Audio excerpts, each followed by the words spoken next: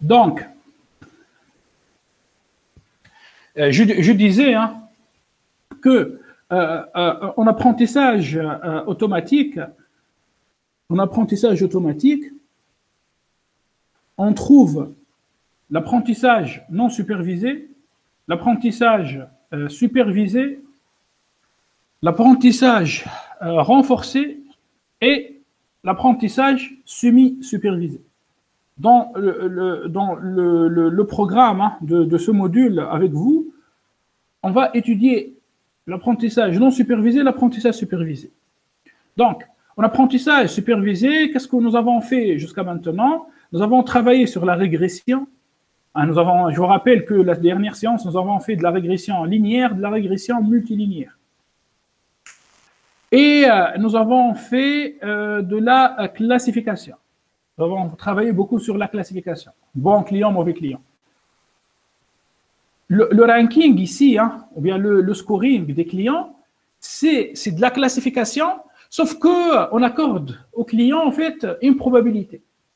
En effet, si toi, tu vas à l'algorithme arbre de décision dans scikit-learn, au lieu de sortir, c'est-à-dire une classe pour le client 1 ou 0, tu peux sortir une probabilité.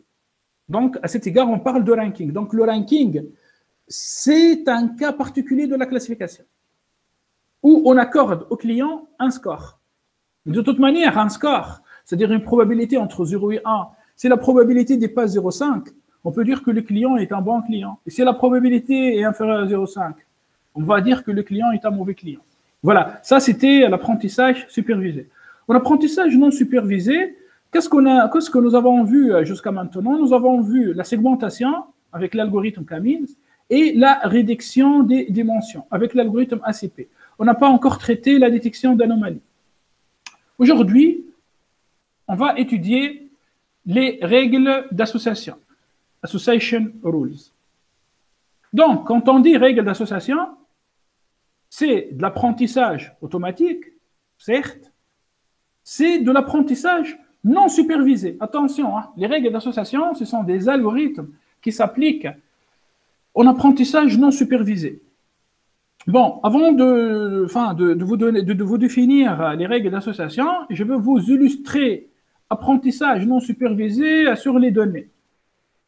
Là, je vous montre deux fichiers. Un fichier restaurant reviews.tsv, car le séparateur c'est une tabulation. Le deuxième fichier,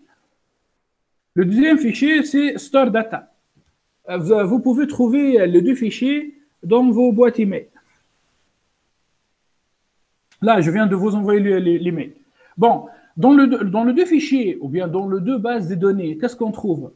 On trouve des données, ok, on trouve des données, ça c'est normal. Mais ces données sont de quelle nature? C'est du texte. Wow, love this place. Not tasty. And the texture was just nasty. En fait, ce sont des phrases, ce sont des mots. Donc ça, c'est restaurantreviews.tsv. Si on regarde l'autre fichier, store data, qu'est-ce qu'on trouve? On trouve burgers, meatballs, eggs. D'accord. Mineral water, milk, energy bar. En fait, c'est aussi du texte. Sauf que le fichier store data, toi, je te pose la question, ça représente quoi d'après toi, ces données? Ça représente des transactions. En fait, ce sont des paniers. Un client chez une enseigne, chez un supermarché, il va acheter en fait un mineral water, de l'eau, du lait, et ainsi de suite. Bon, maintenant la différence fondamentale entre ces deux fichiers. Si on regarde par exemple, bon là je vais dézoomer sur le fichier Restaurant Reviews. Si on regarde la dernière colonne, sur la dernière colonne, en fait, qu'est-ce qu'on trouve? On trouve liked, 1 ou 0. 1, 0, 1, 0, 0, 1, 1, 0. Bon, on essaie de lire la première phrase. Wow, love this place. 1, le client, il a aimé le restaurant. Ou bien, il a aimé le plat, il a aimé le service du restaurant. Crust is not good. Tu trouves ici 0. Eh bien, ici, je te pose une question. c'est de l'apprentissage supervisé ou non supervisé? Eh bien, c'est de l'apprentissage supervisé. Voilà, nous avons une variable cible. La variable cible, c'est l'état ou bien c'est l'avis du client. Le client, il a aimé le plat, le client n'a pas aimé le plat. Voilà, donc ça, c'est de l'apprentissage supervisé. Même si que les données sont textuelles, oui, ce sont des données textuelles, eh ben, c'est de l'apprentissage supervisé. Par contre, si moi, je te montre ce fichier, je vais dézoomer sur ce fichier. D'une part, je te pose une première question. Est-ce que ces données sont structurées? Enfin, est-ce que ces données sont structurées? Bon, tu regardes la première transaction, tu vas trouver 1, 2, 3, 4, 5, plein d'articles. La deuxième transaction, tu vas trouver 3 articles. Tu vois? La troisième transaction, un seul article. Eh bien, ce n'est pas des données structurées. Ce sont des données textuelles non structurées. Maintenant, question, est-ce qu'il existe une variable cible? Non, il n'y a pas de variable cible. Voilà. Donc, c'est de l'apprentissage non supervisé. Ou on peut appliquer les règles d'association sur le premier fichier, c'est-à-dire restaurant, ou bien sur ce fichier store data, ben, on va appliquer les règles d'association sur ce fichier store data. J'espère que j'étais clair. Donc là, les règles d'association, ça s'applique au apprentissage non supervisé. C'est-à-dire où il y a absence d'une variable cible et on veut vraiment extraire de l'information utile. On veut extraire de l'information utile. Faire miner vraiment, faire du mining. Bon, je passe au slide numéro 7 et je vous définis qu'est-ce que ça veut dire une règle d'association. Une règle d'association est un pattern qui prédit qu'un événement va se réaliser avec une certaine probabilité. Ok, peut-être, bon, c'est un peu abstrait. Bon, j'explique. Les règles d'association sont souvent des conditions logiques. Si, alors, je pense que ce n'est plus un secret pour vous, hein, cette histoire des conditions logiques, puisque nous avons travaillé sur ces conditions logiques dans les arbres de décision. Si, alors, if, then. Ces conditions permettent de trouver des relations entre les différentes composantes des données éparpillées dans une base de données. Enfin, regardez, les données sont vraiment éparpillées. Hein. C'est-à-dire, nous avons des transactions. On ne dispose même pas de date de ces transactions, on n'a pas les noms des clients qui ont acheté ces produits. Et l'idée, à partir de ces données éparpillées, non structurées, on veut sortir en fait des règles.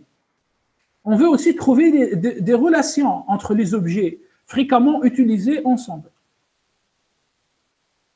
Les règles d'association permettent de trouver tous les ensembles des items. On dit ensemble des items. On dit aussi ensemble d'articles. Item, c'est comme un article. Hein. Donc, item set, qui ont un support supérieur à un support minimum. Ne vous inquiétez pas, hein, je vais vous définir qu'est-ce que ça veut dire un support dans quelques minutes. Il est donc souhaitable d'agrandir la base de données, c'est-à-dire les item sets, pour générer des règles ayant une confiance supérieure à la confiance minimum. Encore, je vais vous définir qu'est-ce que ça veut dire confiance. Donc, on va définir le mot support et le mot confiance. Bon, après, elle est tout à fait naturelle. Hein. Il faut toujours agrandir la base de données. On analyse des données. Plus on augmente la taille de notre base, mieux c'est. Ou on peut appliquer les règles d'association en retail business, c'est-à-dire en vente en détail.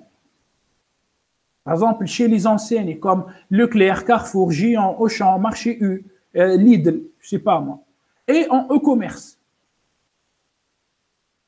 Et les règles d'association permettent d'analyser ce qu'on appelle le panier de marché, c'est-à-dire prédire les constituants du panier d'un client. Ce qu'on appelle Market Basket Analysis. Allez, je te donne un exemple. Un exemple, en fait, d'une règle d'association. Si le client achète du lait, alors il va acheter du céréales. Si toi, tu arrives, à partir de ces données éparpillées, à sortir cette règle, si le client achète du lait, alors il va acheter de céréales. C'est une règle intéressante. Pourquoi? Car toi, après, tu vas envoyer cette règle d'association à tes chefs, à tes managers. Tes managers, en fait, ils vont décider de mettre le rayon de céréales à côté du rayon des produits laitiers dans un supermarché. Ça permet de générer ou bien d'augmenter les chiffres d'affaires. Voilà, exemple d'application de cette règle. Deuxième règle d'association, c'est une règle hyper, je pense, facile, intuitive, naturelle. Si toi, tu achètes une tablette électronique, d'après toi, qu'est-ce que tu vas acheter avec cette tablette électronique? Forcément, tu vas acheter un étui pour la protéger. Si le client achète une tablette électronique, alors il va acheter un étui pour la protéger. Voilà. Alors, dans les magasins qui vendent des produits électroniques, on va mettre les étuis de protection juste à côté des tablettes électroniques. Ou bien le vendeur, dès que tu achètes une tablette électronique, il va te proposer un étui qui va avec. Et le but, c'est de générer ou bien de maximiser le chiffre d'affaires. Bon, je ne veux pas lire en fait ce paragraphe, je l'ai trouvé sur Internet, qui explique l'analyse du panier d'un client. Market Basket Analysis. Ça explique un peu l'application des règles d'association en retail business et en commerce. C'est en anglais, je vous laisse le plaisir de lire ça après la séance. Allez, je passe en fait maintenant vraiment à quelques vocabulaires, car il faut définir déjà les règles d'association. Il faut définir en fait 3 grandeurs: le support, la confiance et ce qu'on appelle le lift. Ce sont 3 quantités mathématiques hyper importantes dans les algorithmes des règles d'association. Allez, on commence. Je regarde, il n'y a pas de questions. Ok, nickel. Ah, il n'y a pas de questions. Donc, il existe 2 critères utilisés pour les algorithmes des règles d'association: le support et la confiance. Les règles d'association sont souvent nécessaires pour satisfaire un support minimum et une confiance minimale. Bien évidemment, le support minimum et la confiance minimale sont spécifiés par l'utilisateur a priori, c'est-à-dire au début, avant d'appliquer l'algorithme. Voilà les maths. Donc, formule mathématique du support, de la confiance et du lift. S'il vous plaît, concentrez-vous. Je vous conseille d'apprendre ces 3 formules par cœur. Donc, nous avons la règle X implique Y. En mathématiques, on dit X implique Y. On dit aussi si X, alors Y. Si X, alors Y. Donc, quand on dresse, ou bien quand on écrit une règle d'association X implique Y, on peut calculer son support, puis sa confiance, puis son lift. Juste, retenez s'il vous plaît, le support et la confiance, ce sont comme des probabilités. C'est-à-dire le support est entre 0 et 1. Le support est entre 0 et 1. La confiance aussi. On dit confidence en anglais, ou bien confiance. C'est entre 0 et 1. Le lift, non. Le lift, c'est une grandeur que peut dépasser 1. D'accord? Je vais revenir à cette formule dans quelques slides pour vous montrer un exemple de calcul du support, de la confiance et du lift. Donc, soit l'ensemble des articles. On dit aussi des items dans un marché. I. On va définir cet ensemble comme I majuscule. I majuscule contient tous les articles. I1, I2, I3, IM. D'accord? On doit aussi définir l'ensemble de toutes les transactions effectuées dans ce marché. Notez T. Attention, T ne contient pas des articles. Attention, T c'est une base de données. T contient les transactions. T T1, T2, T3, Tn.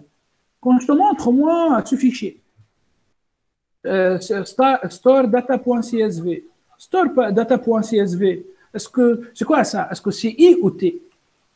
Ben, tu réfléchis, et ben, store data.csv, c'est une base de données, c'est une base de transactions. Chaque ligne ici, chaque ligne représente une transaction. C'est clair? Chaque transaction contient des articles. Voilà. Bon. Donc, voilà. Essayez quand même de différencier entre l'ensemble des articles et l'ensemble de toutes les transactions. Chaque TI est un ensemble des items d'articles. Par définition, TI est inclus dans I. Bon, ça c'est normal, hein, c'est logique. TI est inclus dans I. Et chaque transaction possède un identifiant. TID. Bon, l'identifiant, hein, c'est une clé primaire. Ça vient d'où l'identifiant? L'identifiant, par exemple, dans notre fichier ici, l'identifiant, c'est disons, le numéro de la transaction, 1, 2, 3, 4, 5, 6, 7. Mais on peut avoir en fait une autre clé. Hein. Cette clé vient d'où? N'oubliez pas, nous, on est sur des analyses prédictives. On est en sciences des données. Les sciences des données viennent après le business intelligence, c'est-à-dire, oui, le BI, quoi. Business intelligence. En business intelligence, qu'est-ce qu'on trouve? On trouve des logiciels ERP et on trouve aussi des logiciels CRM, Customer Relationship Management.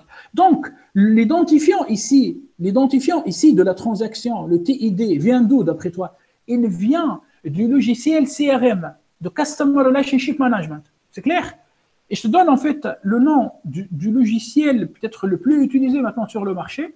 Je fais quand même de la publicité. Ça s'appelle Salesforce. C'est un logiciel hyper puissant qui permet de gérer la relation entre le client et l'entreprise, hein, un centre commercial, un supermarché, et permet en fait de récupérer des données. Permet en fait de récupérer des données. Voilà. Voilà par rapport au TID.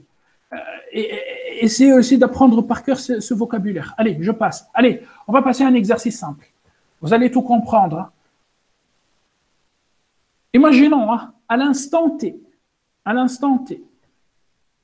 on regarde l'état des paniers à chariot dans un supermarché au niveau des caisses.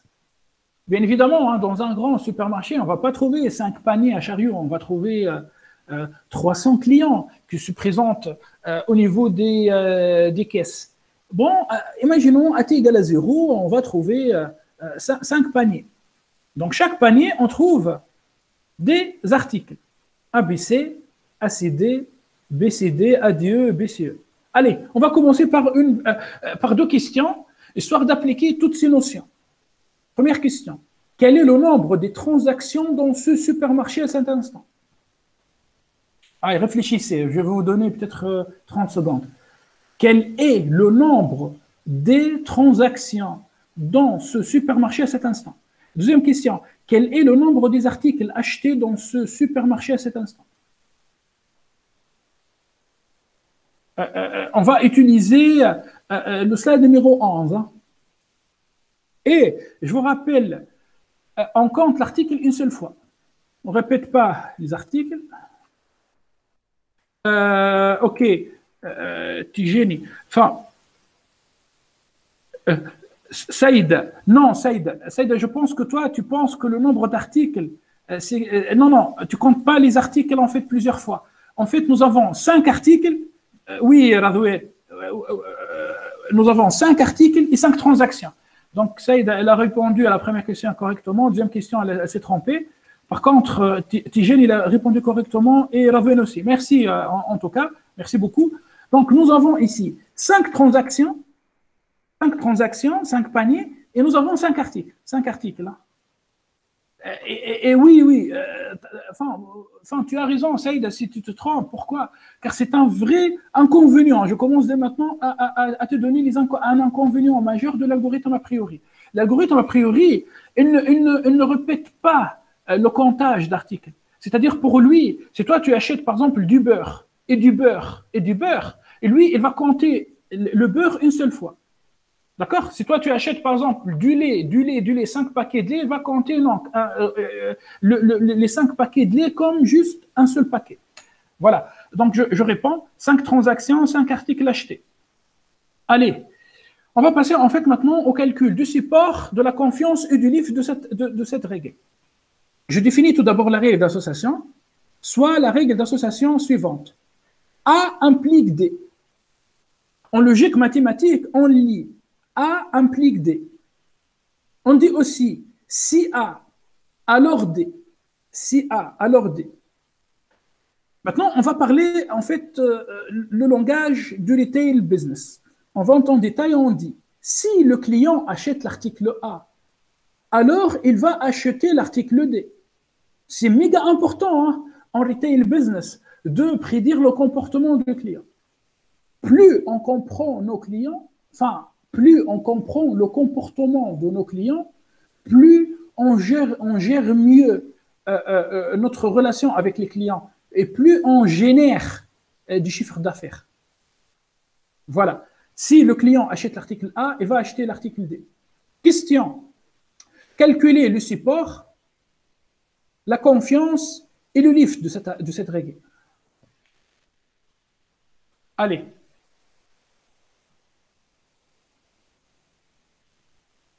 Dans le slide numéro 16, je vous rappelle les 3 formules. A implique D. La règle, c'est A implique D. On veut le support, la confiance et le lift. Allez, regardez comment on fait le calcul. Regardez comment on fait le calcul. Concentrez-vous, s'il vous plaît, c'est méga important. Pour la règle, A implique D. Donc, tu vois, tout d'abord, il faut définir la règle. A implique D.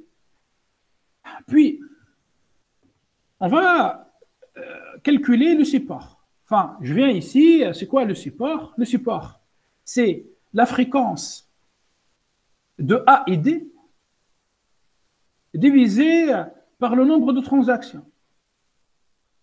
Maintenant, comment on fait pour calculer la fréquence de A et D? En fait, il suffit de calculer le nombre de transactions où on trouve A et D au même moment. Allez, nous avons 5 paniers, 1, 2. Ici, en fait, je me suis trompé. Ce n'est pas le nombre d'articles, là, c'est le nombre de paniers ou bien le nombre de transactions. On va compter. Nous avons 1, 2, 3, 4, 5 transactions. Ici, je n'ai pas A et D. Ici, oui, j'ai A et D. Ici, j'ai A et D. Donc, j'ai 2 paniers où j'ai A et D. J'ai l'article A et l'article D ensemble. Donc, fréquence A et D est égale à 2. Et au total, j'ai 5 transactions. Donc, le support, c'est 2 sur 5.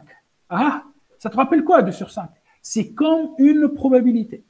Enfin, c'est une probabilité. On peut faire une approximation du support. On peut dire que le support est une probabilité. C'est 2 sur 5. Je passe à la confiance. La confiance, c'est quoi? C'est la fréquence de A et D divisée par la fréquence de A. Donc, la fréquence de A et D, on l'a déjà calculée, hein, c'est 2. La fréquence de A est égale à 3. Allez, on va compter le nombre de paniers contenant A. 1, 2 et 3. Donc, la fréquence de A est égale à 3. Alors, la confiance, c'est 2 tiers. 2 tiers. D'accord? C'est comme si toi tu fais la probabilité de A inter D sur la probabilité de A. Ok, allez, je passe au lift. Le lift, en fait, c'est quoi? C'est le support. Le support, hein, divisé par le support de A fois le support de D. Enfin, la formule se trouve à droite. Hein.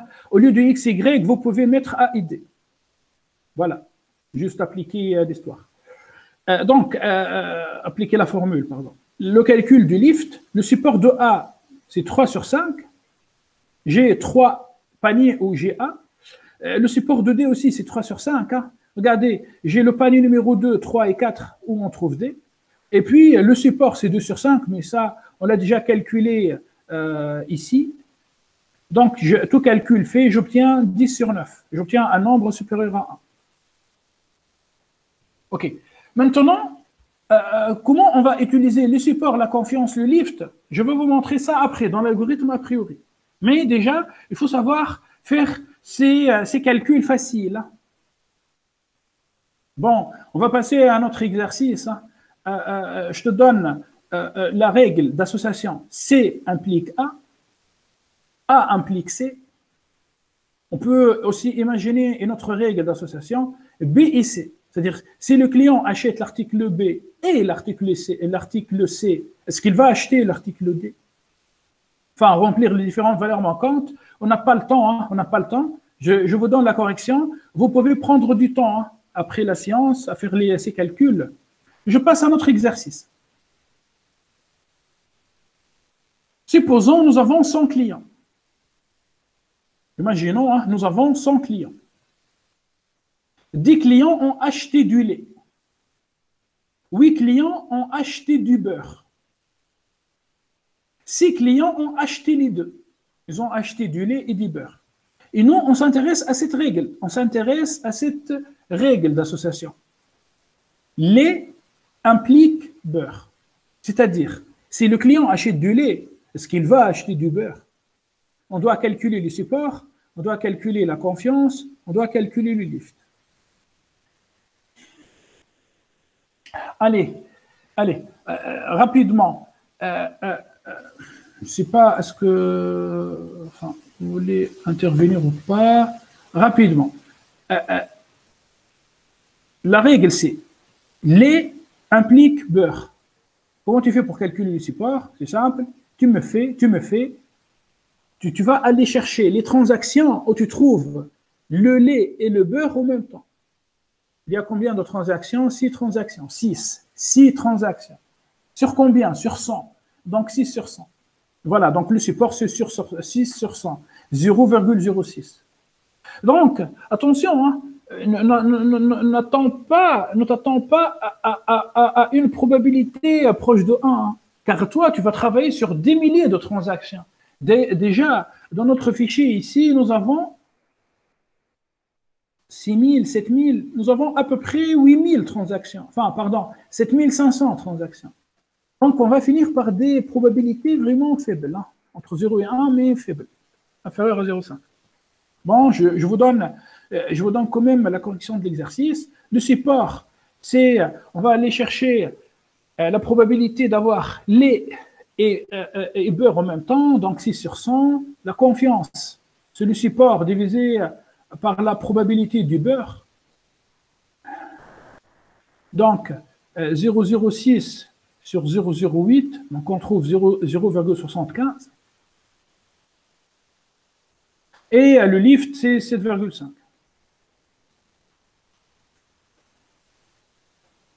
OK. Allez. Je veux passer, sans perdre du temps, je veux passer directement à vous expliquer l'algorithme a priori. Enfin, on va prendre à peu près 5 ou 10 minutes afin de dérouler les calculs, puis on va passer un TP. Je vous rappelle, si on veut dresser des règles d'association, il existe en fait plusieurs algorithmes. Et là, je reviens au slide numéro 1, puisqu'il y avait un problème au début de la présentation. Donc, retenez les noms des algorithmes utilisés en règle d'association. L'algorithme a priori, c'est l'algorithme basique. C'est le K-means du clustering. Tu vois, quand toi, tu fais de la segmentation, c'est quoi le premier algorithme étudié? C'est l'algorithme K-means, l'algorithme de K moyenne mobile. On commence par cet algorithme. Pareil, en règle d'association, on commence toujours par l'algorithme a priori. Après, il existe en fait d'autres algorithmes, ECLA, SPAD et FP Growth. Ce sont des algorithmes utilisés en web mining. Enfin, quand toi, tu vas faire du web scraping à partir d'Internet, tu vas récupérer beaucoup de données textuelles, et ben, tu seras obligé de faire du traitement du langage naturel, enfin du web mining. Donc, il est essentiel de travailler avec ces algorithmes. Juste un mot sur les systèmes de recommandation. Tu vois, quand toi, tu utilises, par exemple, YouTube, et YouTube te recommande une vidéo, et bien, YouTube et Google derrière utilisent un algorithme, on appelle ça système de recommandation. Ces algorithmes, a priori, FP-Growth, ECLA et SPAD, constituent les fondements des systèmes de recommandation. Voilà par rapport aux algorithmes des règles d'association. Donc, nous, on va commencer par l'algorithme a priori. Je prends cette base de données. Voilà, on trouve ici l'identifiant de la transaction, 100, 200, 300, 400, 500. On imagine que cet identifiant vient du BI, vient du CRM, vient par exemple de Salesforce. Je pense que même Microsoft dispose de son algorithme CRM. B. Alors, la première transaction, le client, il a acheté 3 items. 1, 3, 4. Deuxième transaction, le client, il a acheté 3 articles, 2, 3, 5, et ainsi de suite. Bon, premièrement, on regarde notre base. C'est bon, allez, on passe. Et absolument, il faut construire un tableau qui s'appelle ensemble candidat, candidate item set. On va appeler ce tableau CI. Pourquoi CI? C pour candidat, I pour item. Et c'est le tableau numéro 1. Que contient ce tableau? Ce tableau, en fait, contient 2 colonnes, une colonne item set, ensemble d'articles, et une colonne support. Maintenant, je pense que c'est bon, vous connaissez le calcul du support, c'est facile pour vous, le support.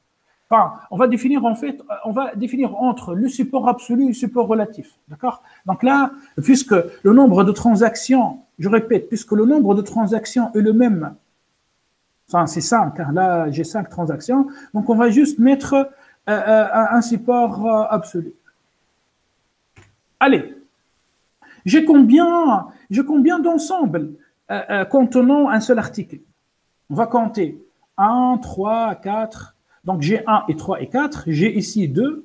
J'ai ici 5. Donc, finalement, j'ai l'article 1, l'article 2, l'article 3, l'article 4, l'article 5. Je veux vous montrer dans quelques instants avec Python comment on peut, à partir d'un ensemble de données, comment on peut récupérer les éléments qui ne se répètent pas. Les éléments uniques. Question. Calculez-moi, s'il vous plaît, le support de cet ensemble. Autrement dit, l'article 1 se trouve combien de fois? On va trouver l'article 1 dans cette transaction, dans cette transaction, dans cette transaction. Donc 3. Tu as le droit, tu peux me mettre 3 sur 5. Sauf qu'on préfère mettre 3. Car de toute manière, pour 2, on va aussi mettre pour 2. J'ai combien de fois 2 se répète? Une fois, 2 fois, 3 fois. Donc, on va mettre aussi 3 sur 5 pour 2. Et pareil pour 3. Donc, afin d'alléger l'écriture, on va juste mettre 3. On va juste mettre le nombre de répétitions.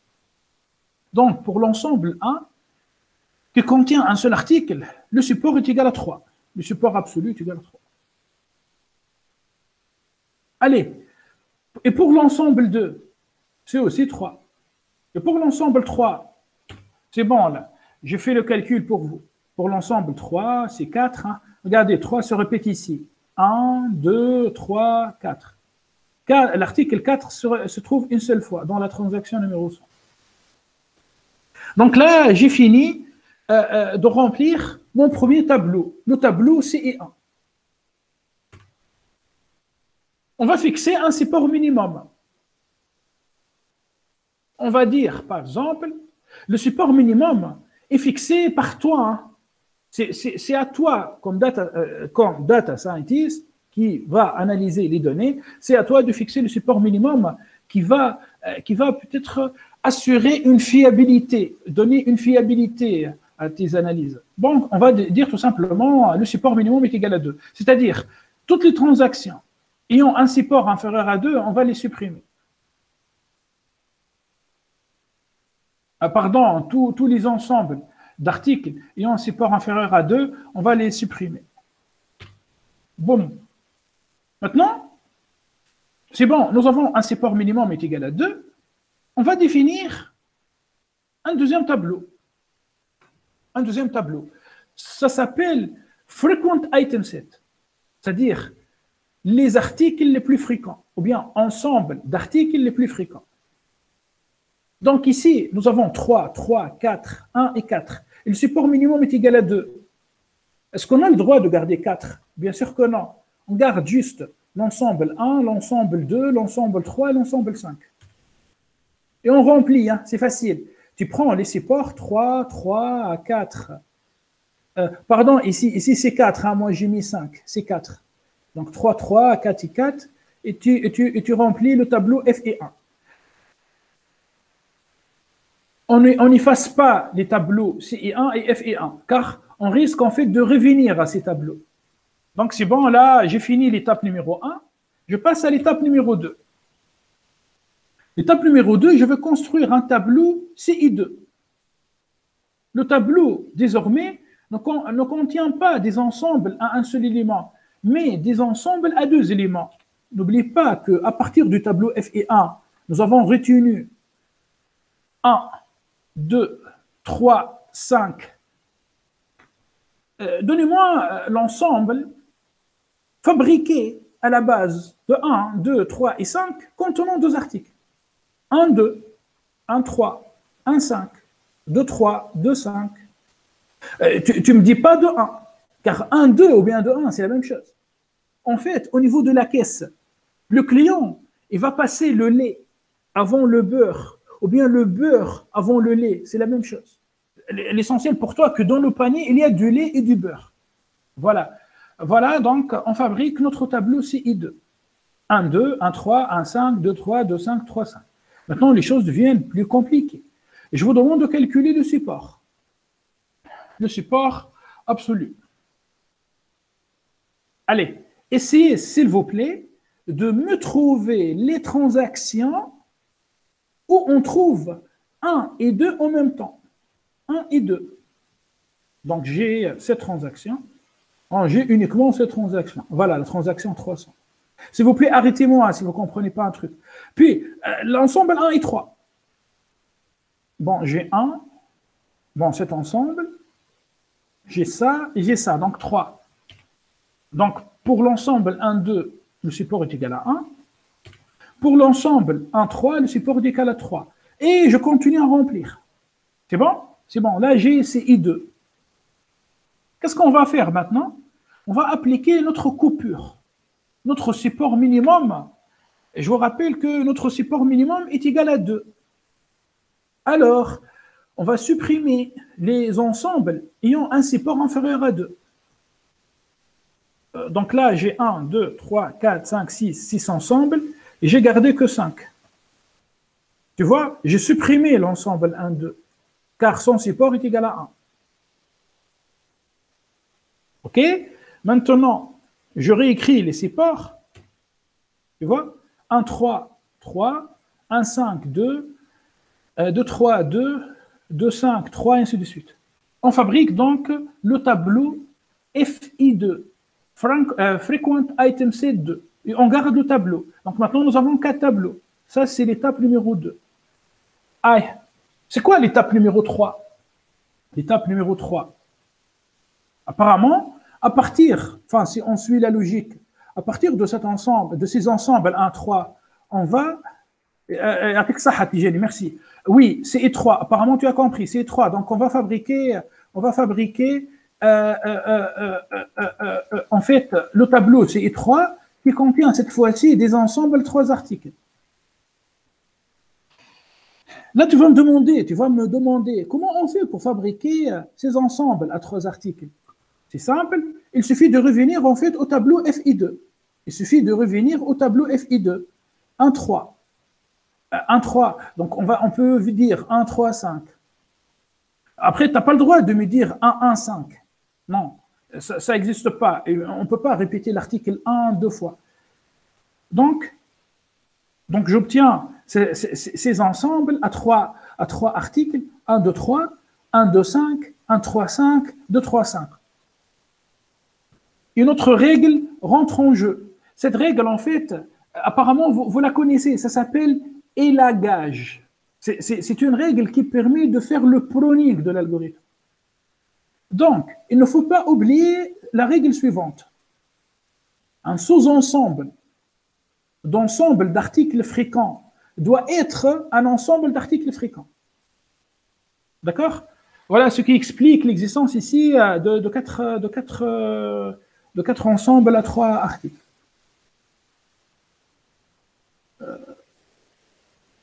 Voilà. Je fabrique donc mon tableau FI3, mais pourquoi j'ai gardé que 2 ensembles? Regardez, quand je prends moi l'ensemble 1, 2, 3, cet ensemble contient 3 sous-ensembles, 1, 2, 1, 3 et 2, 3. Je dois revenir dans le tableau FI2. Est-ce que l'ensemble 1, 2 figure dans le tableau FI2? Non. Ce n'est pas un ensemble d'articles les plus fréquents. Donc, il suffit qu'un seul sous-ensemble de l'ensemble 1, 2, 3 ne figure pas dans FI2 pour supprimer l'ensemble 1, 2, 3. Je vais répéter la règle d'élagage, c'est-à-dire le pruning, sur l'ensemble 1, 2, 5. L'ensemble 1, 2, 5 contient 3 sous-ensembles à 2 éléments, bien évidemment, à 2 éléments. 1, 2, 1, 5, 2, 5. Si tu reviens au tableau FI2, est-ce que 1, 2 se trouve dans ce tableau? Non. Donc, on supprime cet ensemble. Tu vois, on ne calcule même pas son sépare. On calcule même pas son sépare. On regarde même pas son sépare. On va calculer les sépares après. Mais on peut supprimer ces ensembles avec cette règle d'élagage. Je répète, un sous-ensemble d'ensemble d'articles fréquents doit être un ensemble d'articles fréquents. Maintenant, si je prends l'ensemble 1, 3, 5, j'ai 3 sous-ensembles à 2 éléments. 1, 3, 1, 5, 3, 5. 1, 3, 1, 5, 3, 5. Est-ce que ces 3 sous-ensembles se trouvent dans FI2? 1, 3, oui. 1, 5, oui. 3, 5, oui. Donc, a priori, on va garder cet ensemble, 2, 3, 5. Maintenant, on calcule son support. N'oubliez pas, hein, nous avons une autre coupure. Le support minimum est égal à 2. Donc, 2, 3, 5, son support est égal à 2. Il existe en réalité cette transaction qui contient et l'article 2, et l'article 3, et l'article 5. Et cette transaction aussi. Donc, le support absolu est égal à 2. Et en fait, on peut mettre 2 sur 5, Rahou. On peut mettre 2 sur 5, 2 sur 5. Mais on va, comment dirais-je, on va compliquer la notation. En fait, c'est la même chose, 2 sur 5, 2 sur 5. Nous avons 5 transactions. Eh bien, il suffit de mettre 2.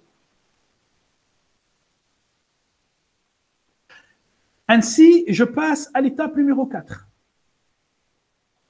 À l'aide de FI3, G1, 3, 5 et 2, 3, 5, donnez-moi un ensemble contenant 4 articles. On trouve l'ensemble 1, 2, 3, 5. Est-ce qu'on peut trouver un autre ensemble? Là, réfléchissez avec moi. 1, 2, 3, 5. 1. On ne peut pas trouver. En fait, si je fais pas l'intersection, mais si je fais l'union de ces 2 ensembles, et je supprime les éléments qui se répètent, je finis par 1, 2, 3, 5. Voilà. Je vais vous montrer ça en Python dans quelques minutes. Donc, je fabrique mon CI4 et j'ai l'ensemble 1, 2, 3, 5. CI4 est fabriqué à la base de FI3. Je dois calculer son support. Bon, déjà, le support est égal à 1. On peut supprimer cet ensemble. Parce que c'est-à-dire, on peut supprimer cet ensemble. Donc, le tableau, malheureusement, le tableau FI4 est vide. Sinon, on peut aussi appliquer, et moi je vous invite quand même à appliquer la règle d'élagage. Un sous-ensemble d'ensemble d'articles fréquents doit être un ensemble d'articles fréquents. Ils sont où ces sous-ensembles? 1, 3, 1, 2, 3, 5, c'est 1, 2, 3, 1, 2, 5, 1, 3, 5 et 2, 3, 5. Et figurez-vous que, par exemple, hein, c'est facile, 1, 2, 3 ne se trouve pas dans FI3. Donc, tout simplement, je supprime cet ensemble. Finalement, le FI4 est vide. C'est clair? Voilà. L'algorithme, a priori, s'arrête non pas à l'étape numéro 4, mais à l'étape précédente, c'est-à-dire l'étape numéro 3. L'algorithme, a priori, s'arrête dans l'étape numéro 3. OK. Donc, aujourd'hui, on est en train de traiter un algorithme informatique.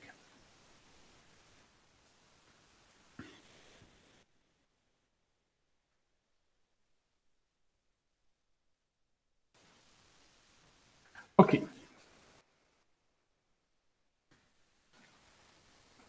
OK. Maintenant, on s'arrête à l'étape numéro 3 et on vient définir la première partie de l'algorithme a priori. Car l'algorithme a priori, en réalité, il contient deux parties. Une partie où on calcule les CI, une partie où on calcule, une partie où on calcule les différents tableaux CI et FI, et puis on s'arrête, et puis à partir de ces deux tableaux, on va générer les règles d'association à partir des ensembles d'articles les plus fréquents dans la base de données. Donc, je prends mon tableau FI3, donc l'item 7 135 de support 2, l'item 7 235 de support aussi 2, sont les ensembles d'articles les plus fréquents. Hein. OK? Et figurez-vous, qu'est-ce qu'on va faire? On va écrire tous les sous-ensembles non vides de 135. Non vides, hein, car si je dis les sous-ensembles et je m'arrête, on peut choisir un ensemble vide. Donc, les sous-ensembles non vides. Quels sont les sous-ensembles non vides qui composent 135? Déjà, nous avons 1, 3 et 5. Enfin, c'est évident. Puis, j'ai les associations 1 et 3, 1 et 5, 3 et 5. Je répète la même chose pour l'ensemble de 3, 5. 2, 3, 5. Quels sont les sous-ensembles non vides? J'ai 2, 3 et 5. Puis, j'ai 2 et 3, 2 et 5, 3 et 5. Encore une autre fois, on ne prend pas 5 et 3, on ne prend pas 5 et 2, on ne prend pas 3 et 2. L'ordre ici ne compte pas. Maintenant, qu'est-ce qu'on va faire avec ces sous-ensembles? On va appliquer cette règle. Bon, le slide 47 est un slide théorique. Vous allez tout comprendre dans le slide 48, mais quand même, je dois lire le slide 47. Je rappelle, je suis dans la deuxième partie de l'algorithme a priori. Je suis dans l'étape numéro 2 de la deuxième partie. Allez, pour chaque sous-ensemble non vide S de I, la règle de sortie, voilà, j'ai mis attention 3 fois car c'est hyper important. Je prends S et j'écris S implique I moins S. On lit, l'article S recommande l'ensemble I moins l'article S. Autrement dit, si le client achète l'article S, alors il va acheter les articles contenant dans l'ensemble I moins S. Là, tu vas me demander, c'est quoi I? I, c'est cet ensemble, 1, 3, 5. Ou bien, c'est cet ensemble, 2, 3, 5. Allez, pour fixer les idées, désormais, je veux travailler sur l'ensemble 1, 3, 5. Donc, notre I, c'est 1, 3, 5. Là, tu vas me demander, c'est quoi S? S, c'est l'un de ces ensembles. 1, 3, 1, 5, 3, 5, 1, 3 ou 5. OK. Donc, j'ai cette règle. S implique I moins S. Puis, je dois vérifier cette condition. Il faut que le support de I divisé par le support de S soit supérieur au niveau de la confiance minimale. À la confiance minimale. On appelle ça le seuil minimum de la confiance. On peut définir un seuil minimum de la confiance est égal à 60%, 0,6 quoi. Enfin, n'oubliez pas que la confiance, comme nous avons défini, hein, c'est une probabilité. Regardez qu'est-ce qu'on peut faire à partir de l'ensemble 1, 3, 5. Donc, l'ensemble 1, 3, 5, l'ensemble 1, 3, 5 contient 1, 2, 3, 4, 5, 6. 6 sous-ensembles non vides. Donc, on va mettre règle numéro 1, règle numéro 2, règle numéro 3, règle numéro 4, règle numéro 5 et règle numéro 6. Voilà. B. Maintenant, je viens 1, 3, 1, 5, 3, 5, 1, 3, 5. Je veux mettre ça ici. 1 et 3, 1 et 5, 3 et 5, 1, 3 et 5. OK. Allez, on va calculer I moins 1 et 3. N'oubliez pas que I, c'est 1, 3, 5. 1, 3, 5 moins 1, 3. Il reste 5. 1, 3, 5 moins 1 et 5. Il reste 3. 1, 3, 5 moins 3, 5. Il reste 1. Et ainsi de suite. Et ainsi de suite. D'accord? Voilà. Donc, j'espère que c'est bon. Vous avez compris cette formule compliquée. S implique I moins S. C'est ici. Hein? Allez, on va calculer la confiance. Donc, le support de 1, 3, 5 est égal à 2. Le support de 1 et 3 est égal à 3. On obtient une confiance de 66,66%. Est-ce que cette confiance est supérieure au seuil minimum de la confiance? Oui. Donc, la règle R1 est sélectionnée. Afin de calculer la confiance et les différents supports, j'ai mis exprès dans le slide numéro 48 la base de données. Je passe à la règle numéro 2. 1 et 5 impliquent 3. La confiance, c'est le support de 1, 5, 3 divisé par le support de 1, 5. Enfin, vous pouvez vérifier dans la base, c'est 2 divisé par 2, donc 100%. 100% est supérieur à 60%. Boum, on sélectionne la règle. Numéro 2. Et on fait pareil pour la règle numéro 3. Allez, j'ai envie quand même de travailler sur une règle non sélectionnée. Je prends par exemple la règle numéro 5. Comment on fait pour fabriquer la règle numéro 5? Je prends I, 1, 3, 5. Je supprime 3. Tu vois? 3 implique 1 et 5. S, c'est 3. I moins S, c'est 1 et 5. La confiance, c'est 50%. Inférieur à 60%, on rejette R5. Finalement, nous avons sélectionné combien? 4 règles d'association. Pour l'instant, hein, R1, R2, R3, R4, par rapport à quel ensemble? À l'ensemble 1, 3, 5. C'est à vous de répéter le travail sur l'ensemble de 3, 5. Peut-être que ça sera dans l'examen. Vous allez répéter le calcul sur l'ensemble de 3, 5. Maintenant, bien sûr, quand tu lis la règle de sélection, qu'est-ce que tu dis? Tu dis, cette règle a été sélectionnée avec un seuil minimum de confiance est égal à 60% et un support minimum est égal à 2. Bien sûr, plus tu augmentes le seuil minimum de la confiance, plus tu deviens exigible par rapport aux règles d'association.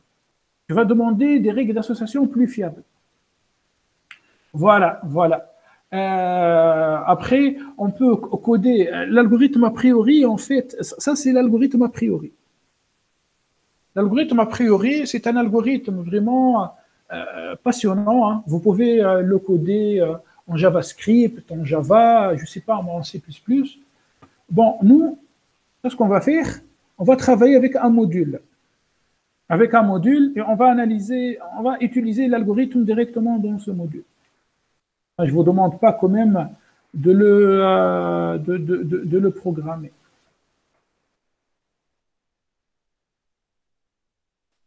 OK. Donc,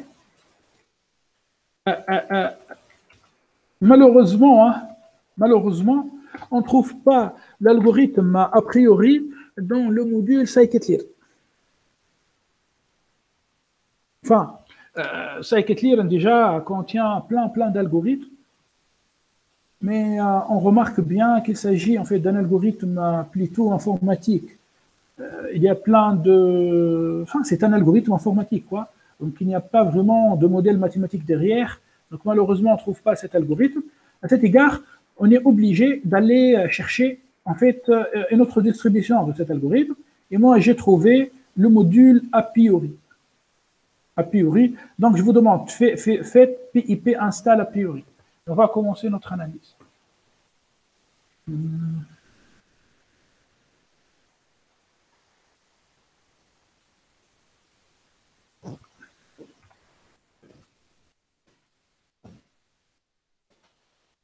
Donc, on va commencer notre TP. Bon, je vais créer plusieurs cellules. Breakdown. On va dire application de l'algorithme a priori sur des transactions. Voilà, application de l'algorithme a priori sur des transactions. Donc, matplotlib inline, on risque quand même de tracer quelques courbes. Hein. NumPy, c'est intéressant. Pandas pour charger les données. Matplotlib pour tracer les différents graphes. Et from a priori va charger a priori. Bon, en attendant qu'il charge, on peut aller au répertoire GitHub de cet algorithme. Je peux cliquer ici sur a priori. Bon, il utilise en fait la programmation orientée objet. C'est normal, là, en Python, tout est objet. Et l'algorithme, il fait à peu près 400 lignes de code. Bon, c'est intéressant. Moi, personnellement, j'implémente à partir du scratch les algorithmes, tous les algorithmes mathématiques. Je sais les implémenter à partir du scratch. Après, aussi l'arbre de décision, forêt aléatoire. Bon, a priori, je préfère utiliser des modules. Mais je peux aussi, en fait, à un moment donné, moi, je vous conseille peut-être à un moment donné, ça sera bien de savoir implémenter à partir de zéro, à partir du scratch, ces algorithmes.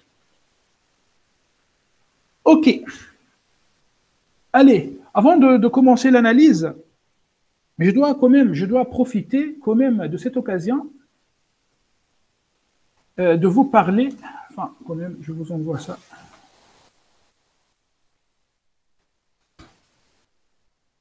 Tout le monde, en fait, a réussi l'installation de a priori. On va parler, en fait, Python et structure de données. Python et structure de données.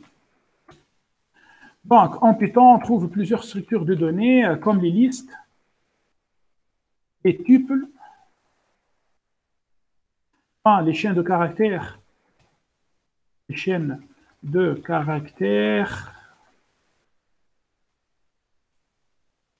Puis, on trouve les dictionnaires.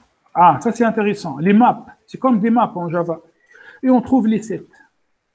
Les sets. On dit tout simplement set. OK? OK, avec Pandas, on trouve les data frames. Et les series. Ça, c'est dans Pandas. J'espère que je n'ai pas oublié d'autres structures de données. Bon, ça, c'est un peu avancé. Hein. Ce sont des structures de données avancées.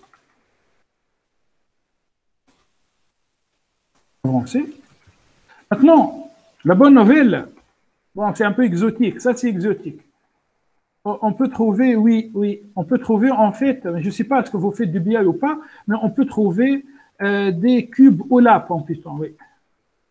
On peut faire des UTL, cube OLAP. Et OLAP, on peut faire aussi des OLTP. C'est-à-dire, on peut réaliser des data warehouse avec Python. Data warehouse. Bon, ça, c'est pas le but de ce module-là. Data frame et les séries, on est plein dedans. Aujourd'hui, je veux vous parler du set, des sets, des ensembles.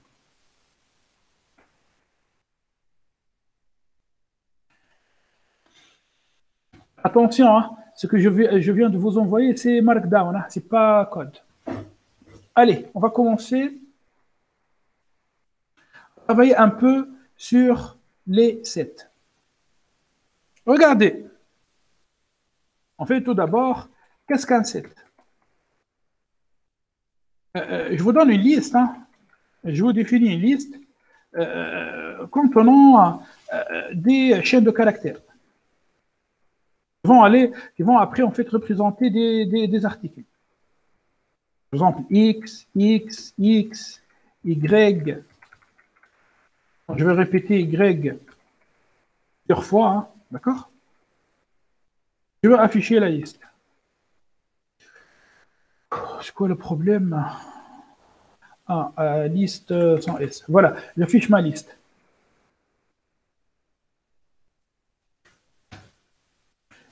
Donc, vous allez tout comprendre. Qu'est-ce qu'on remarque? On remarque en fait que X se répète 3 fois. D'accord? Que Y se répète 5 fois. On peut imaginer ici que ce client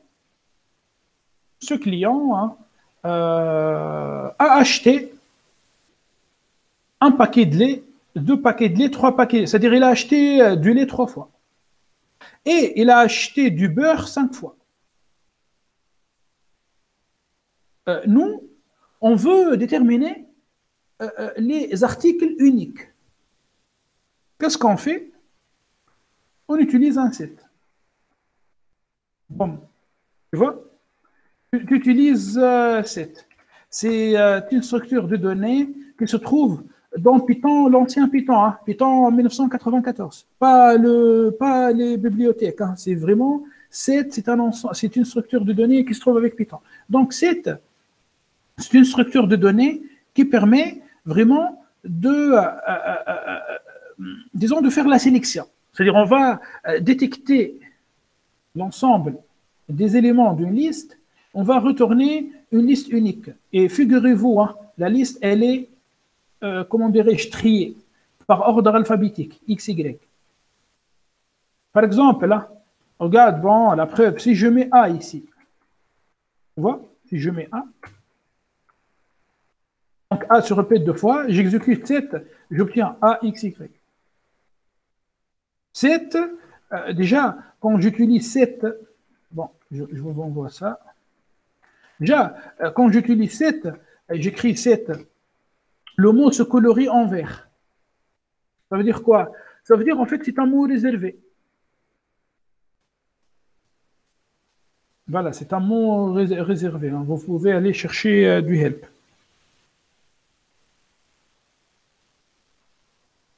Bon, qu'est-ce que je vais faire?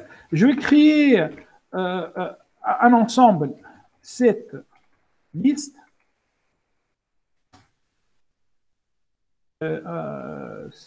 Pardon, liste à la fin E. Hein.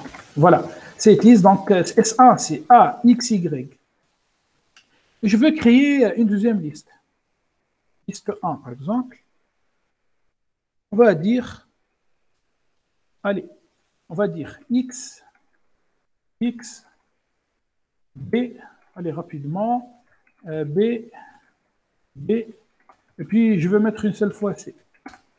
Je crée l'ensemble S2 égal à 7, liste 1. Okay. Et je vous montre S2. Donc, j'obtiens les articles uniques, B, C et X.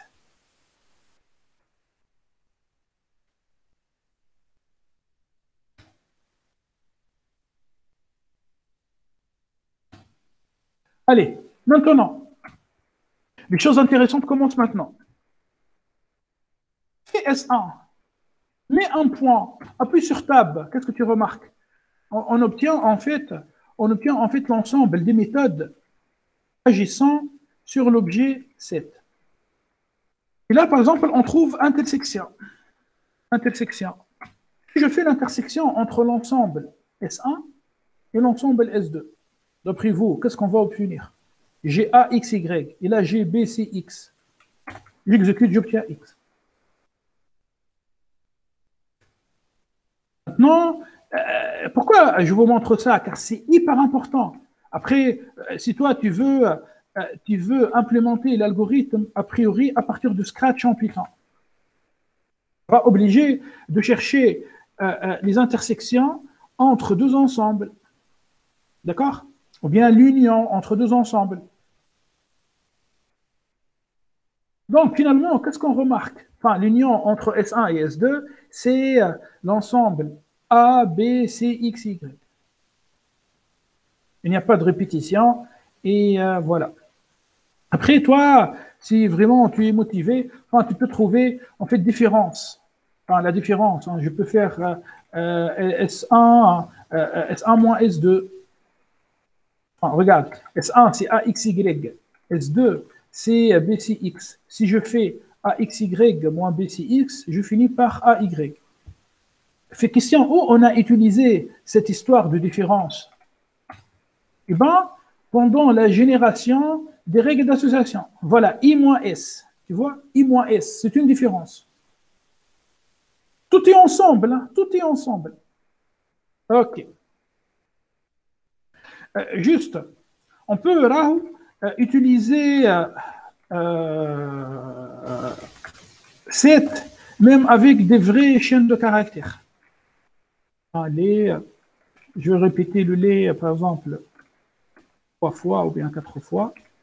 Non, je mets un crochet, j'écris 7, liste 2. Tu vois? Donc, j'obtiens un lépin. C'est bien ça, et c'est très pratique pour les règles d'association. Allez, je passe maintenant vraiment à notre analyse. Donc, bon, avant de passer à l'analyse, je reviens à ces ensembles de données. Mais les listes, en fait, ce sont des structures de données dynamiques. dynamique et mutable. Voilà, en Python. Dynamique, car je peux évoluer la liste, tu fais append, mutable, car tu peux changer les éléments à l'intérieur. Les tuples, non. Les tuples ne sont pas mutables. Les listes, tu utilises des crochets. Les tuples, tu utilises des parenthèses. Les chaînes de caractères, non, ne sont pas mutables, hein, sont immuables. Les dictionnaires, c'est très flexible. D'accord? Les sets, nous avons fait les sets aujourd'hui. Les data frames et les series, vous allez traiter ça normalement dans le projet. Et d'ailleurs, je salue les 4 membres de l'équipe, hein. Houssem, Abdeslam, Ayoub et Sifoué. En fait, ils m'ont rendu quand même la première partie du projet. Et je vous invite, ya jama'a, à travailler sur le projet. C'est pour vous, hein. Je continue à travailler. Bon, après, faire des ETL, enfin, des data warehouse, des OLTP, des OLAP avec Python, j'ai vu, les Américains font ça. Après, c'est exotique. Peut-être les gens ont tendance à travailler avec SCCS, avec Talend, avec peut-être Pentaho. Mais quand même, si toi tu veux rester sur des technologies open source, tu peux aussi utiliser Python. Mais quand même, ça reste exotique, hein. Allez, je reviens à mon analyse. Donc,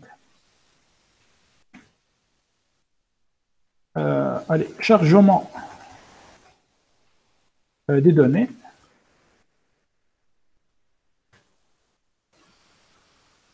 OK. Donc, notre base de données s'intitule Store Data. C'est facile, hein. Il suffit de faire df pd read csv store data. Bon, avant de charger ce fichier, il faut quand même jeter un coup d'œil sur le fichier quand même. Donc, j'utilise more store data. Regardez, c'est quoi le séparateur? C'est une virgule. D'accord? C'est une virgule. Et on remarque qu'il n'y a pas d'entête dans le fichier. Pas d'entête dans le fichier. Bon, je veux arrêter ce code. OK. Toi, tu peux utiliser, je ne sais pas moi, bloc-notes.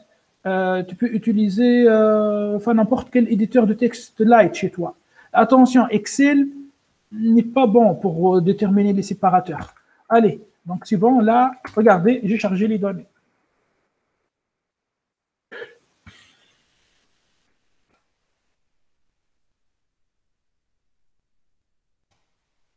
Question, c'est quoi le problème ici?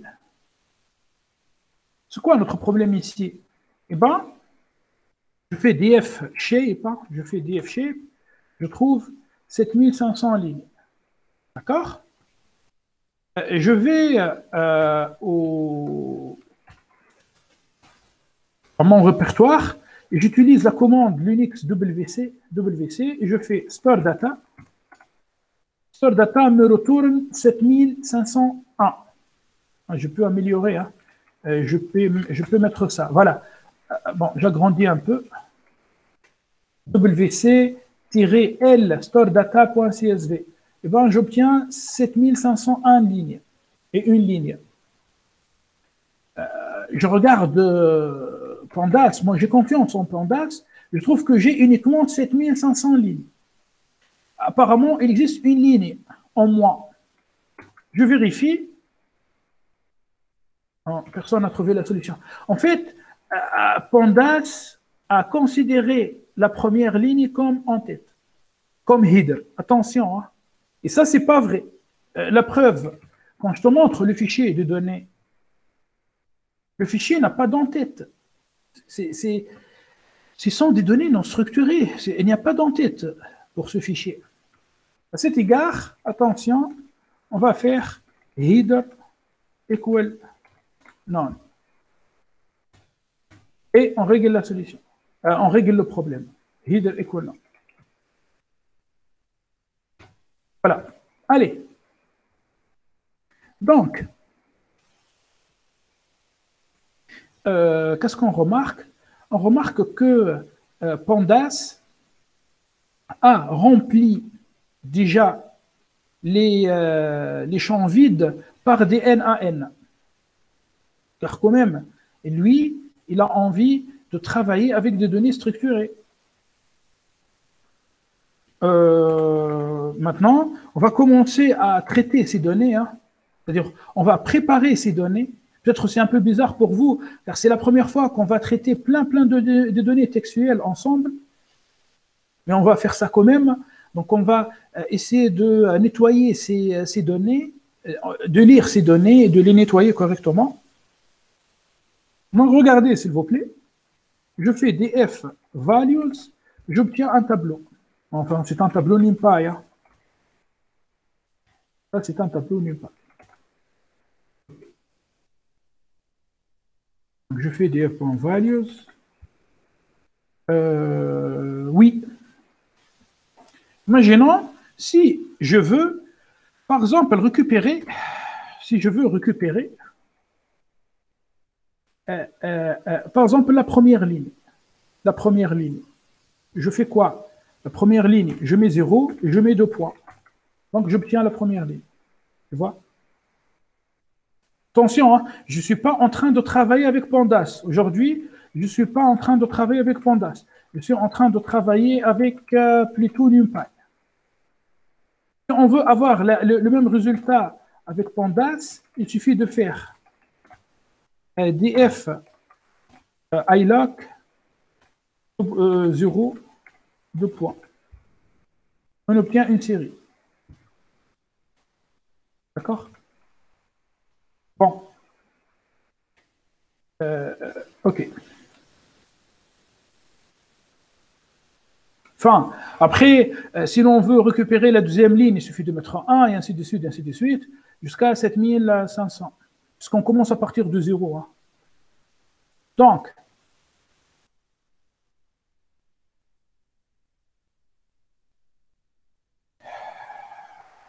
je fais record est égal à 2 crochets vides. Je vais appeler cette étape nettoyage et préparation des données textuelles. On peut aussi dire transactionnel. Ce sont des transactions. Hein. Donc, je définis une liste vide. Je définis une liste vide. Regarde, records, en fait, c'est une liste vide. D'accord? Regarde, je peux en fait agrandir records. Il y a quelqu'un qui veut Bill. Je ne le connais pas, Bill. On a refusé l'accès. Hein. Désolé, Bill.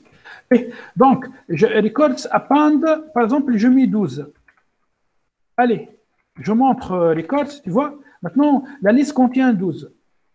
Et je veux faire un deuxième append. Je mets 13. J'exécute records.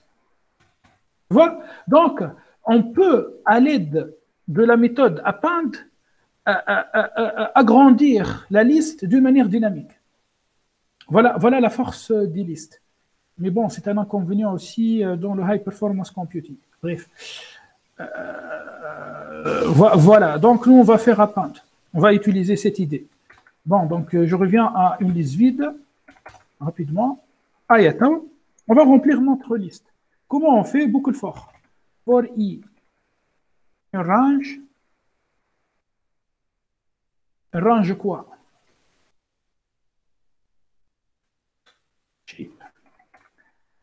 On va boucler sur le nombre de lignes, le nombre de transactions.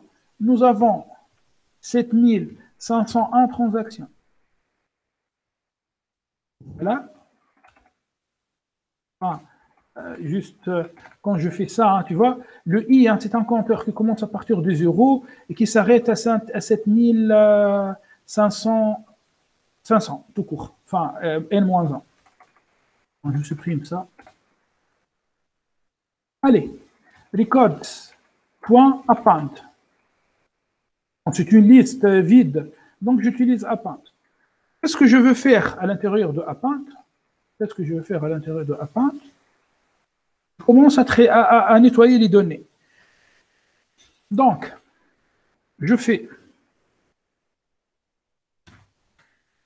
j'utilise une compréhension des listes, c'est-à-dire une deuxième boucle implémentée à l'intérieur d'une liste.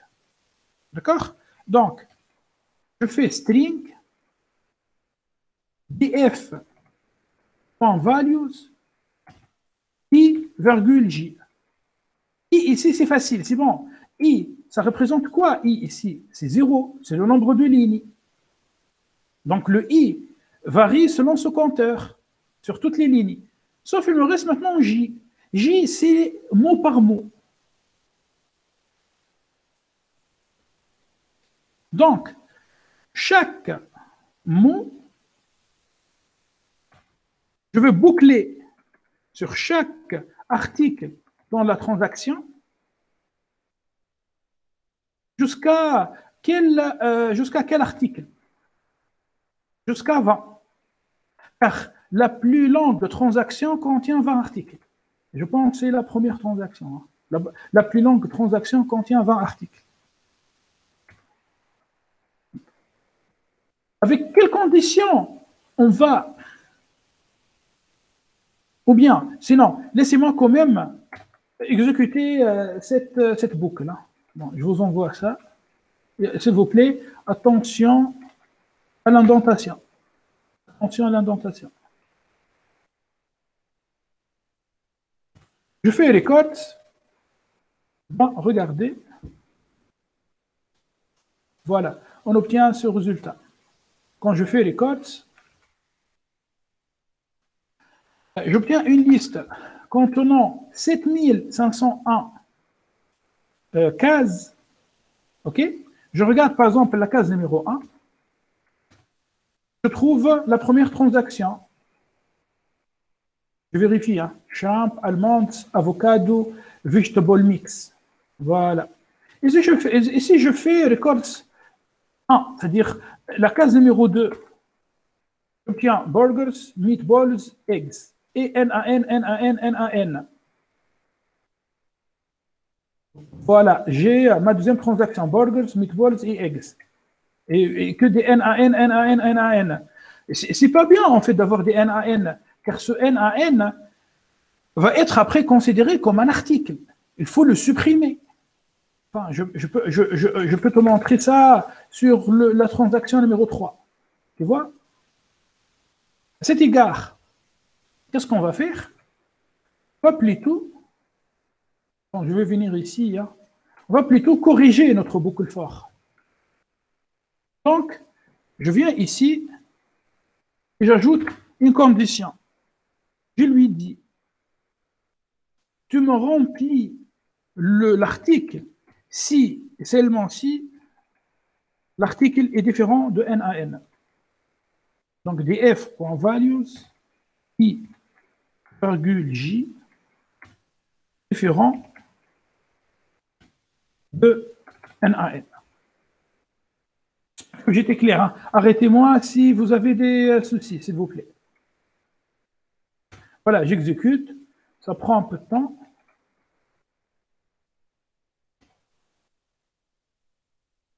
Et on va regarder les codes ensemble. Par exemple, la case numéro 2.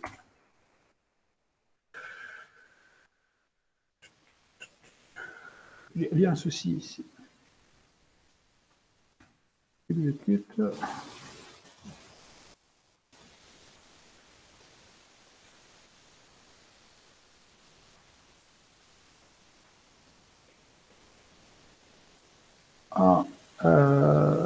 Il y a là, il y a en fait deux parenthèses. C'est normal.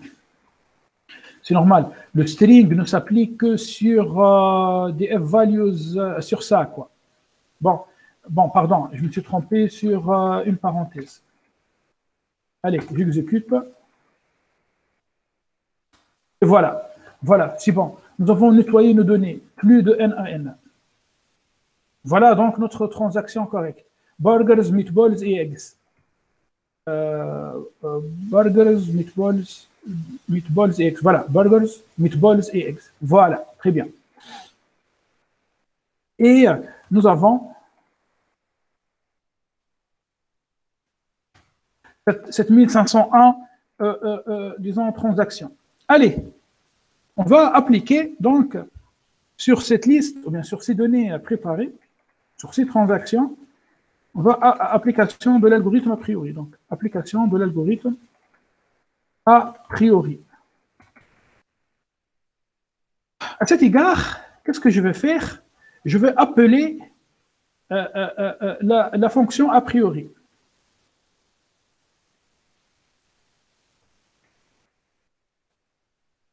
A priori. Donc, il me faut des transactions. Les transactions se trouvent dans les codes. Puis, je dois choisir un support minimal et une confiance minimale.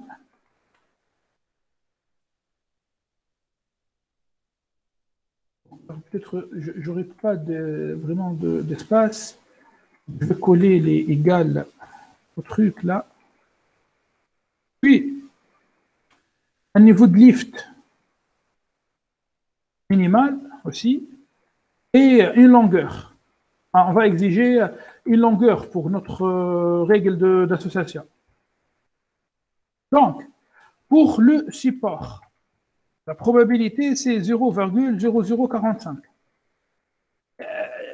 Après, vous allez me dire pourquoi 0,045. De toute manière, le support relatif, en fait, c'est une probabilité. Et vous pouvez essayer, avant la séance, j'ai essayé, hein, vous pouvez essayer 0,3, vous pouvez essayer 0,4. Ça ne marche pas vraiment, car nous avons beaucoup de transactions. Nous avons quand même 7500 transactions. Ce qui explique cette faible probabilité. Pour la confiance, on va prendre 0,5, prendre 0,2, hein. Bon, on va prendre une confiance plus faible, allez, 0,1 par exemple. Pour le lift, on va prendre 3, et pour la longueur, on va prendre 2. Puis, on va envoyer les résultats dans Association Rules. Règles d'association.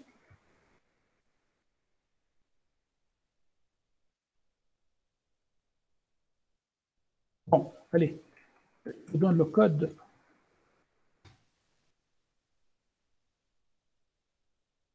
Oui, Tijani, oui, il faut nettoyer la liste. Mais c'est bon, là, c'est déjà nettoyé, Tijani. Car ça fait 4 minutes que tu m'as écrit ça. C'est bon, normalement, elle est nettoyée. C'est bon. En fait, le problème, c'était ici, Tijani. Tu vois cette parenthèse, je l'ai mise ici, tu vois. Donc, cette condition n'a pas marché. Donc, cette fonction, elle était tout le temps true. Il n'y avait pas de condition. Donc, il faut mettre ça. Voilà. Allez, on applique notre algorithme. C'est bon? Nous avons obtenu Association Rules. Enfin, si je fais who, j'obtiens l'existence d'une variable. Quand même, je profite, je vous montre quand même quelques fonctionnalités de Python. Hein. Si je fais whose, eh bien, whose, ça te donne l'ensemble des variables, l'ensemble d'objets. En Python, tout est objet. Et le type, whose.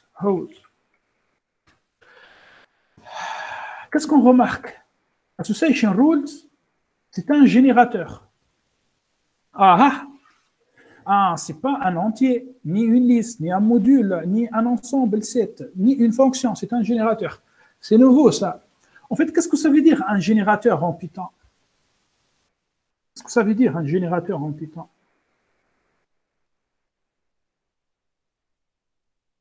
Je ne comprends pas qu'est-ce que ça veut dire, un générateur.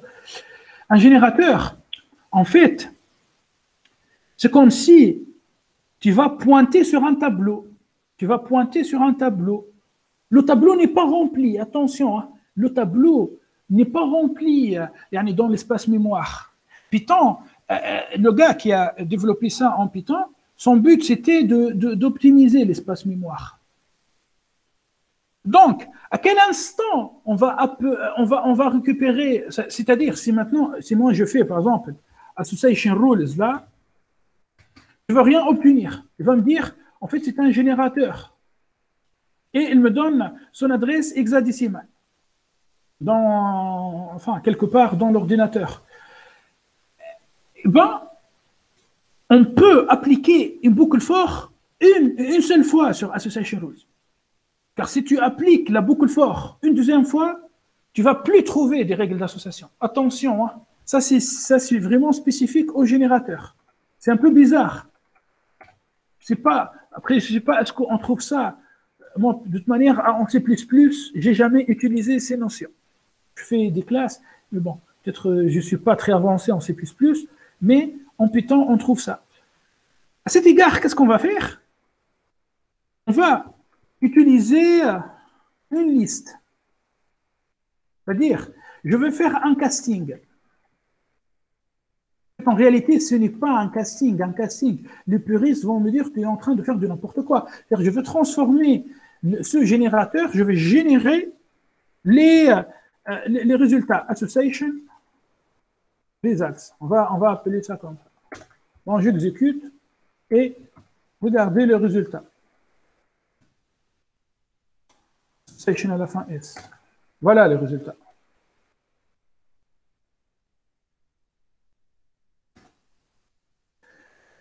Donc, nous, on va plutôt travailler sur cette liste.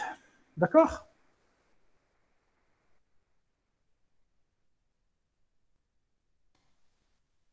Allez, regardez maintenant.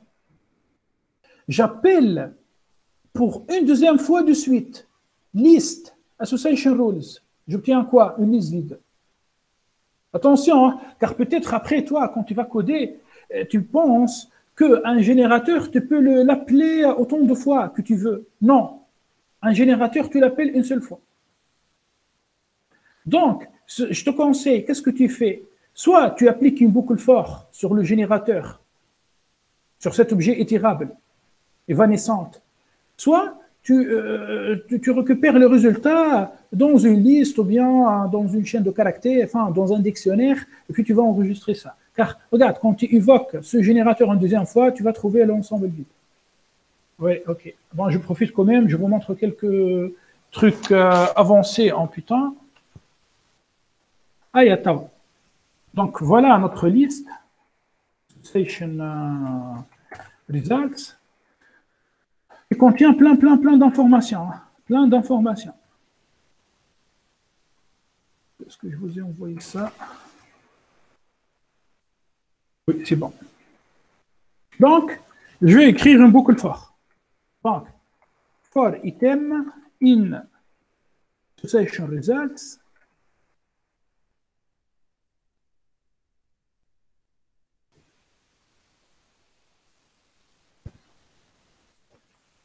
For item in association results, je vais quand même lire le contenu. Bon, c'est pas fameux. À cet égard, je veux faire ça. Enfin, sinon, je peux faire ça, hein, c'est mieux. Je peux faire ça. Bon, j'ajoute une autre ligne. J'ajoute une troisième ligne. Voilà, c'est plus clair. Non, c'est plus clair. Donc, j'ai maintenant mes règles d'association. Light, crème, chicken, le support, et ainsi de suite. J'ai plein de règles. J'ai plein de règles d'association. J'ai plein de règles d'association. Mais, quand même, la lecture de ces règles est assez compliquée. D'accord? Donc, qu'est-ce qu'on va faire? En fait, on va utiliser ce bout de code, car je n'ai pas envie vraiment de perdre du temps. On va utiliser ce bout de code Station Results, qui permet de lire ces règles d'association. J'ajoute ici un S. Et voilà nos règles d'association.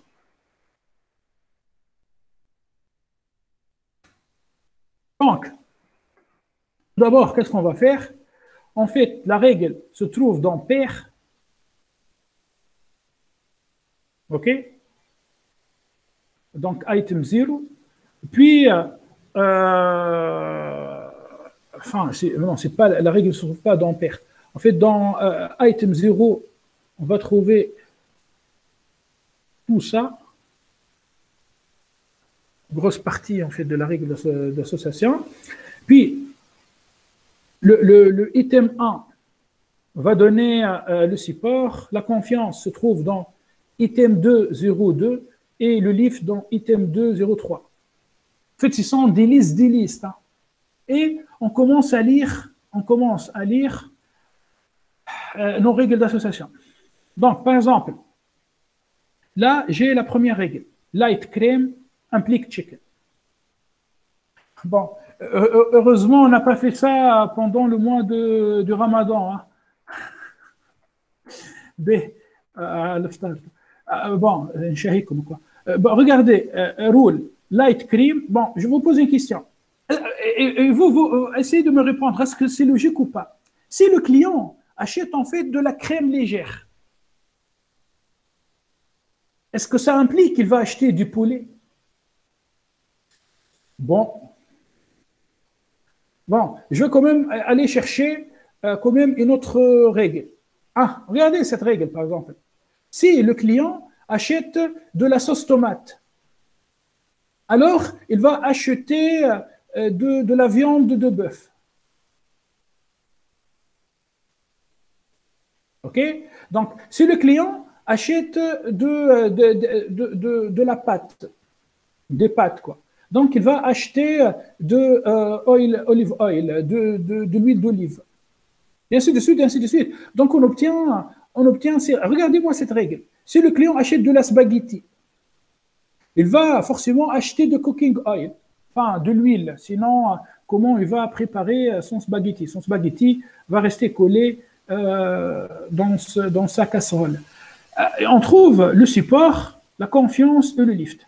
Enfin, on trouve plein de règles d'association. Bon, regardez, on va faire un truc là. On va augmenter la confiance de ces règles, quoi. C'est-à-dire, je viens ici, au lieu de mettre un confiance minimum est égal à 0,1, je vais mettre plutôt 0,5. D'accord? Mettez s'il vous plaît 0,5. J'exécute Association Results, là. Bon, j'exécute ici, je trouve l'existence uniquement de deux règles d'association. Voilà. Donc, il nous reste vraiment deux règles. Donc, à partir de 7501 transactions, bon, c'est beaucoup de transactions, avec un niveau de confiance de 50%, un support est égal à 0,045, je pense, on obtient ces deux règles. Si le client achète des spaghettis, alors il va acheter de l'huile pour préparer ces spaghettis. Sinon, si le client achète de la spaghetti, il va acheter du shrimp. Sincèrement, je ne sais pas c'est quoi ce shrimp. Shrimp. Je ne sais pas. Hein. Attendez. Ah oui, crevette. Bon, logique, hein, logique.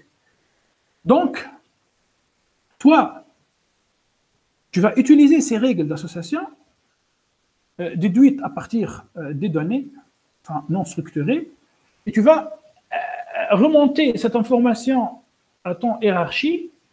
Ils vont peut-être proposer dans une offre, en fait, un paquet spaghetti, cooking oil et shrimp. C'est-à-dire, on va appliquer une offre par rapport à ces trois produits en même temps, afin de motiver le client à acheter ces trois produits. Quand même, il y a un produit un peu cher, hein, les crevettes, et deux produits, disons, traditionnels.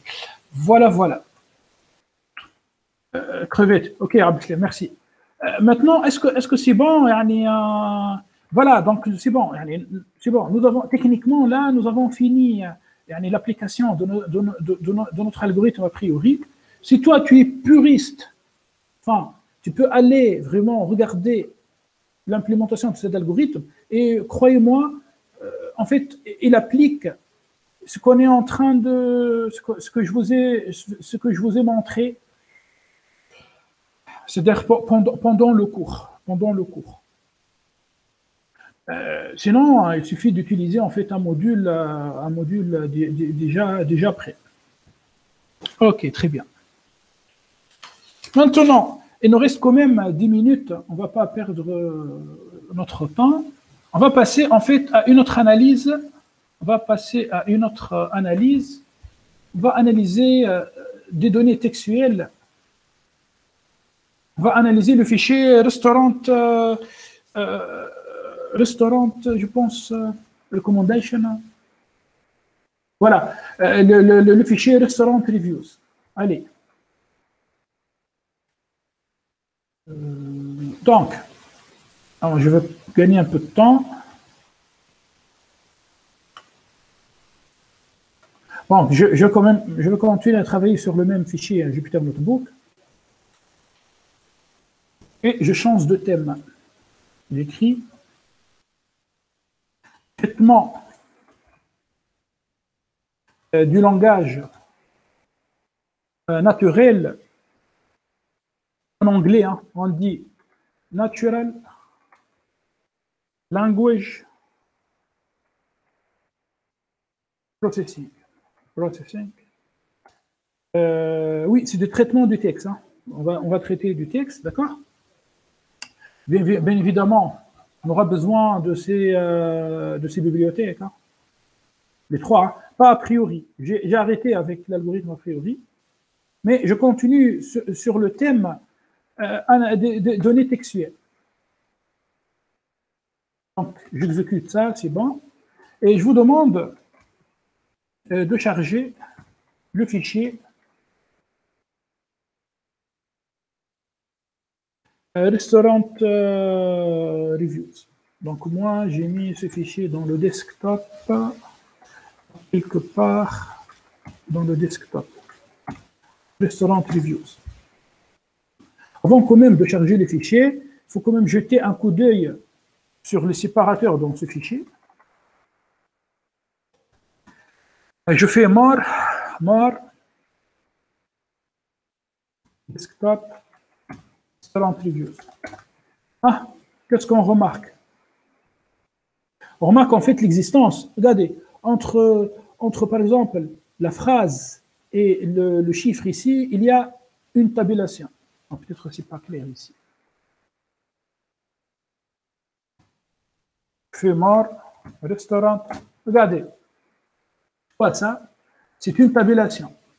C'est une tabulation. C'est une tabulation. Ok, merci. Ça c'est bien. Donc, en plus, le fichier, ça finit avec TSV. Hein, c'est pas vraiment TSV. À cet égard, je vous conseille d'utiliser Table. Ah, voilà, pour la première fois, peut-être on va utiliser Table. Tu vois? Avec Table, on peut lire un fichier. Donc, de toute manière, Table permet aussi de lire des fichiers style .date, .txt. Okay? Maintenant, est-ce qu'on peut utiliser readcsv pour lire ce fichier? Oui, mais attention, regardez, quand tu utilises readcsv avec le fichier restaurantreviews.tsv, tu vas obtenir un message d'erreur. Donc, je vais corriger, donc, je lui dis delimiter est égal à tab. Je lui spécifie le délimitaire, enfin le séparateur. C'est une tabulation. D'accord? Voilà. Et puisque c'est du texte, donc on va ajouter coding est égal à 3. Enfin, pour dire qu'on travaille même avec triple guillemets. Enfin, Si toi, tu veux écrire une chaîne de caractères, tu peux utiliser 2 apostrophes, tu peux utiliser, pardon, 2 guillemets, et tu peux utiliser 3 guillemets. Donc, nous, on va dire 3 guillemets. Voilà, donc on peut aussi utiliser read CSV comme ça. C'est une API, hein. Non, au lieu de morse, utiliser read number line. Moi, j'utilise Linux. Ça existe, cette commande en Linux. Head, main head. Bien, ok, merci. Output the fixed part of file. Ok, très bien. Oui, c'est vrai. C'est vrai que, oui, moi, en fait, c'est dynamique dans le Jupyter Notebook. Sinon, merci beaucoup, Tijani. Ah, Yajmia, qu'est-ce qu'on va faire? Donc, voilà nos données. Wow, love this place. Crust is not good, not tasty, and the texture was just nasty. Attention, hein, c'est plus de l'apprentissage non supervisé, c'est de l'apprentissage supervisé. Supervisé par quoi? Par la variable cible. Donc, nous avons une variable cible, liked, 1, 0, 0, 1, et ainsi de suite, ainsi de suite. Donc, il faut quand même nettoyer les données. Il faut nettoyer les données. Par exemple, il faut supprimer ces 3 points. Par exemple, allez, head of restaurant reviews. Par exemple, si je prends, je ne sais pas moi, là, il y a point parenthèse.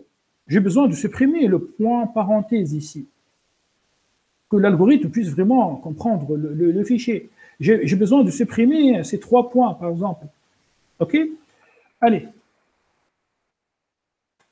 À cet égard, on aura besoin, en fait, de 2 bibliothèques. Donc, préparation des données textuelles à l'analyse. On va utiliser RE. C'est quoi RE? C'est regular expression. RE, c'est regular expression. Hey, expression régulière. Je pense que vous connaissez ça en JavaScript. RE, regular expression. Et on va utiliser une bibliothèque qui s'appelle NLTK. NLTK n'est pas installé. Je vous demande, s'il vous plaît, d'installer NLTK. Donc, pip installe NLTK. On va installer NLTK et on va utiliser RE. En fait, pip installe NLTK. Ça prend un peu de temps, NLTK. NLTK, c'est Natural Language Toolkit. C'est un module vraiment hyper performant pour analyser des données textuelles.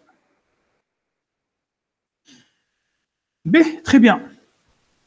Maintenant, je prends la première ligne, j'obtiens wow, love this place. Bon, j'ai besoin juste de la première colonne. Wow, love this place. Comment on va nettoyer cette phrase? On va suivre ces étapes. Comment nettoyer des données textuelles. Donc, il existe en fait plusieurs étapes. Laissez-moi écrire ici, étape numéro 1. C'est quoi l'étape numéro 1? On supprime les ponctuations, c'est-à-dire les virgules, les points, les 3 points, les points d'exclamation et tout. Comment on va faire ça? On va utiliser les expressions régulières. Expressions régulières. Deuxième étape. En fait, on passe à des lettres en minuscules. Troisième étape. Quoi la troisième étape? On divise la phrase en entités. Donc, par rapport à l'entité, soit en lettres ou bien en mots. Aujourd'hui, en fait, on va utiliser des mots. Puis, étape numéro 4. On supprime les stop words. Il y a un ensemble de mots à supprimer. Hein. Je vais vous expliquer ça. Peut-être demain, hein. Mais au moins, laissez-moi vous donner les étapes. Étape numéro 5. On fabrique le corpus. Voilà. Voilà comment on nettoie des données textuelles. Voilà comment on fait pour nettoyer des données textuelles. Et avant de partir, je vous demande, s'il vous plaît, c'est bon, si vous avez déjà installé un LTK, car on aura besoin de ça demain, Inch'Allah. Et on va faire une séance samedi. Je vais demander à CM d'ajouter une séance samedi. Je vous demande de télécharger les stopwords. nltk.download stopwords. Ok, Saïd. Non, je ne veux pas quitter. Juste téléchargez-moi les stopwords.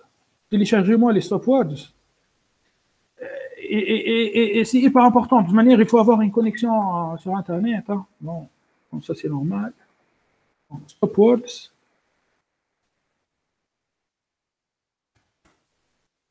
Ou bien disons, je vais vous montrer les stopwords demain. Mais pour l'instant, s'il vous plaît, téléchargez-moi les stopwords. Donc, NLTK va se connecter sur son serveur et il va télécharger quelques packages. Bon, c'est bon. Bon, techniquement, là, on a fini. Demain, on va continuer sur ces analyses. Bon, je vais arrêter l'enregistrement. Arrêter l'enregistrement.